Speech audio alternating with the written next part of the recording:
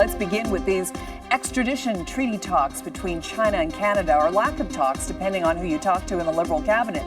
Trudeau acknowledged that they are discussing an extradition deal when the Chinese premier was in town this week, but his foreign minister had what they described as a testy exchange with the Globe and Mail that reported that as fact. According to the Globe and Mail, Dion told them, I'll show you the quote right now, "Your paper should check the facts. There is no negotiation. To write like pretending it is wrong. Stop that, please." So what exactly is going on here?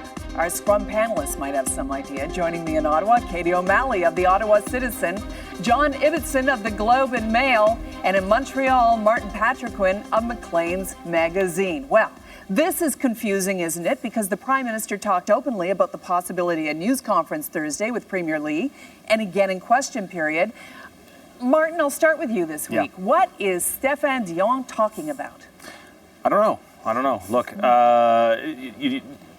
you can't help but look at this situation. The very fact that we're sitting here talking about this right now says to me that there's a certain amount of rank amateurism going on here. To sort of contradict what your Prime Minister is saying for the party, and then sort of picking a fight with a newspaper that dared print what they printed about the story. Yeah. What the Prime Minister had to say. What the Prime Minister had to say, it doesn't scream diplomacy to me. And you can say, this is something of like a growing pains for an early government, et cetera, et cetera. No.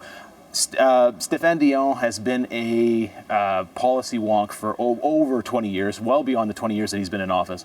This is the kind of thing that is a distraction, and it looks really, really bad for the government. And I would dare say that it's something like this, and not the expense scandal that we're going to be talking about in a second, that really sticks to a government because it makes them look like rank amateurs. Well, yeah, Katie, what's your take on this? Because I want to put this in the mix too. If your Prime Minister is keen on a file, and he is obviously very keen on the China file, and your Foreign Minister doesn't appear to be on board, what's that about?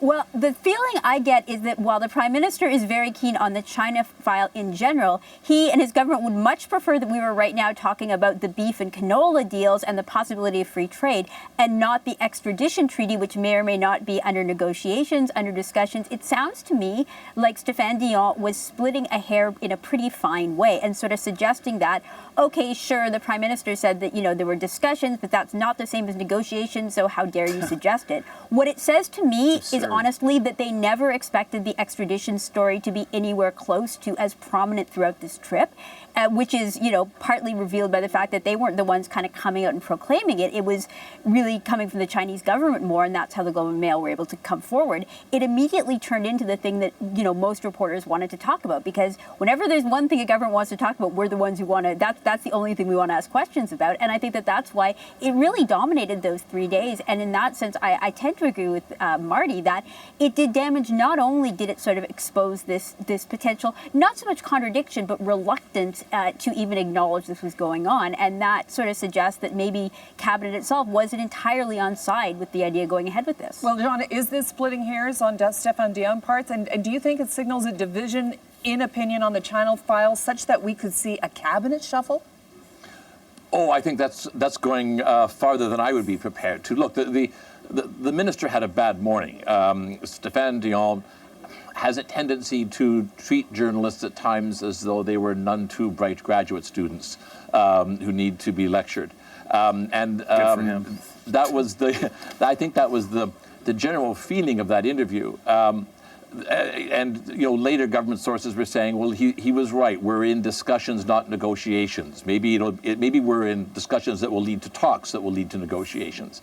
But the real problem, I think, is that trade negotiations, by definition, have to be conducted in secret. Whether it's the Trans-Pacific Partnership or the European negotiations, they go on for years. The provinces have to be involved as well. Everything has to be kept quiet so that there can be confidence around the bargaining table, that people can show their hands. And then it leads to questions, even in the most innocuous of trade negotiations, it leads to questions. And the question here is, in these very, very secretive negotiations with a very, very secretive government, are the Chinese holding out, doing a carrot and stick? The carrot is, you want a free trade agreement with us, which is complicated all on its own, state-owned enterprises and the like, communist government and the like. And we want access to people who have taken money offshore, or who have committed other alleged crimes, or who we just don't like. So if you want a free trade agreement with us, you have to give an extradition treaty in return. That may not be the quid pro quo that's on the table at all. It may be something completely different. But in the absence of forthright discussion, you get this. And you also get one other thing, too. All governments are confused about China. Going back, the Stephen Harper government didn't know where it was at in China and took a huge amount of criticism for it.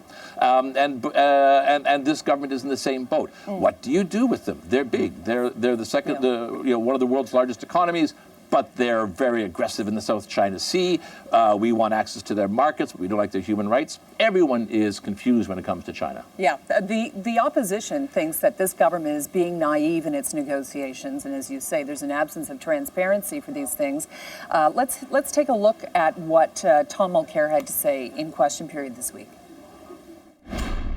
It is a fundamental principle of Canadian democracy that you do not send people to be tortured or killed.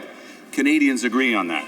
Amnesty International and Human Rights Watch confirm the systematic use of torture and frequent executions in China.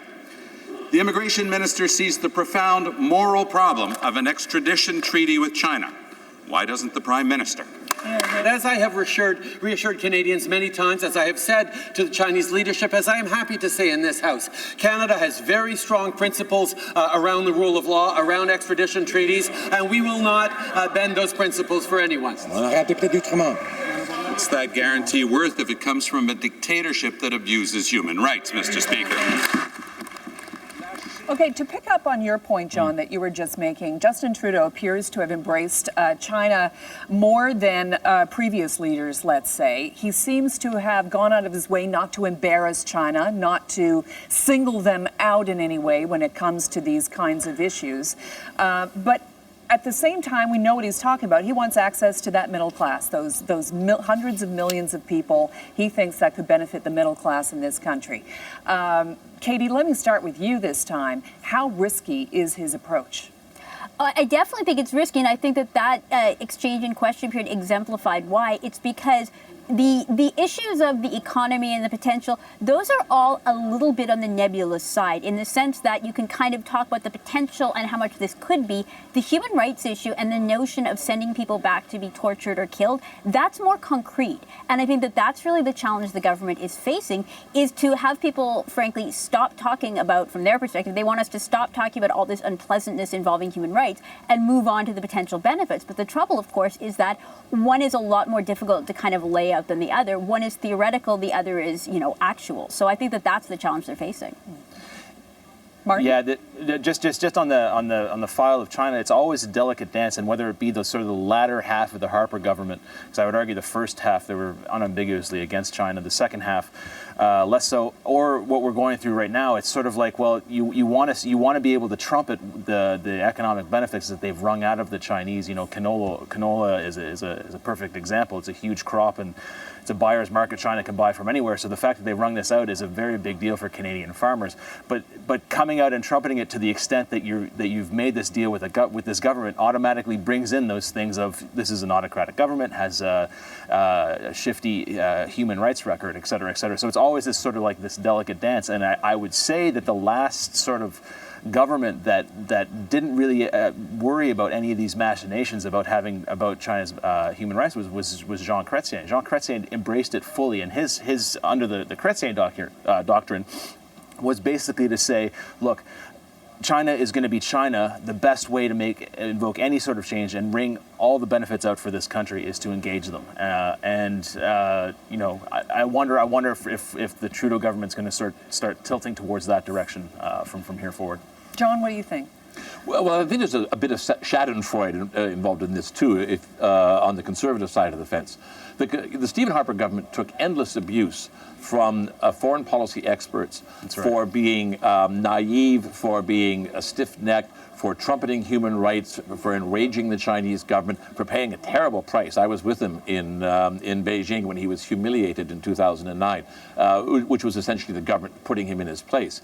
And then he did a reversal. They got got a foreign investment protection agreement. They got some progress. They did the deal on CNOOC Nexen, the state-owned energy company.